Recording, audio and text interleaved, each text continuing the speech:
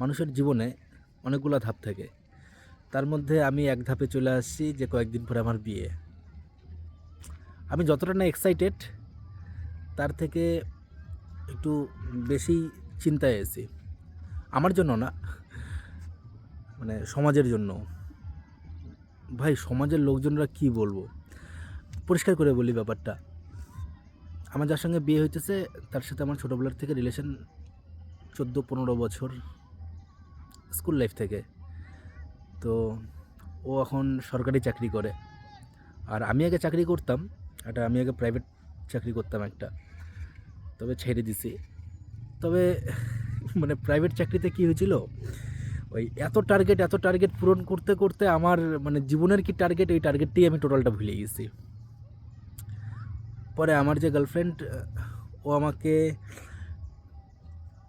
Help করছিল, মানে যথেষ্ট পরিমাণে হেল্প করছে। শুধু হেল্প না, মানে ও আমাকে মানসিক দিক থেকে অনেক সাপোর্ট করছে যে ঠিক আছে, তোর যদি প্রবলেম হচ্ছে তুই চলে আয়, কোনো ফ্যাক্টর না, তুই নিজে কিছু একটা কর। তো আমি চাকরি তো ছেড়ে দিছি। চাকরি ছেড়ে দিয়ে আমি এখন নিজে কিছু একটা করার চেষ্টা করতেছি।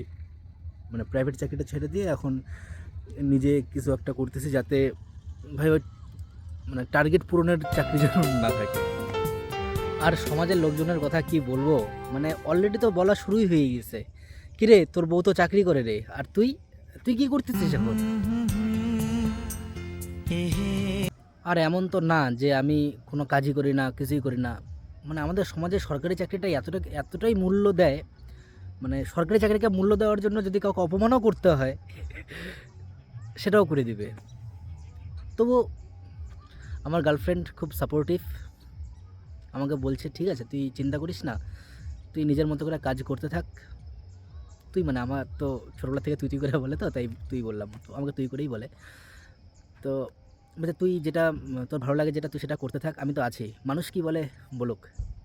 আর আমি তো ওই যে বিয়ে করতে যাব যখন, বলে যে লোকে অনেকজন অনেক কথা বলবে, মানে অলরেডি তো বলা শুরুই হয়ে গেছে। বলে ওসব নিয়ে তুই কিছু ভাবিস না। সত্যি মানে আমার খুব ভালো লাগে যখন আমাকে এত সুন্দরভাবে বলে যে তুই কোনো হেডেক নিস না। তবে ভাই যে যাই বলুক না কেন, আমি আমি ভাই আমার বিয়েতে এনজয় করব। সে কে কী বলে বলুক আর না বলুক, আমার আমার তাতে কোনো যায় আসে না।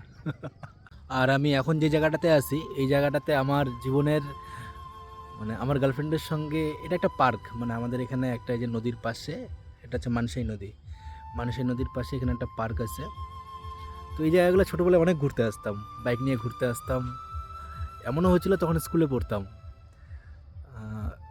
হাইটে মানে মোটামুটি 1.5-2 কিলোমিটার দূরে ওখানে ওই বাস থামে, তারপরে হাইটে হাইটে এই জায়গায় আসছি কোথাও ঘুরতে। সত্যি মানে একটা সময় পরে একটা জীবন কোন সাইড থেকে কোন সাইডে চলে যায়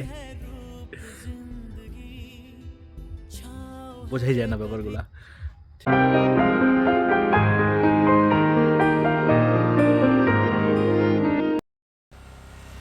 জীবনের অনেকটা সময় আমরা এইসব জায়গায় ঘুরতে আসছি, তাই আর একবার এই ঘুরে যাইতেছি বাড়িতে।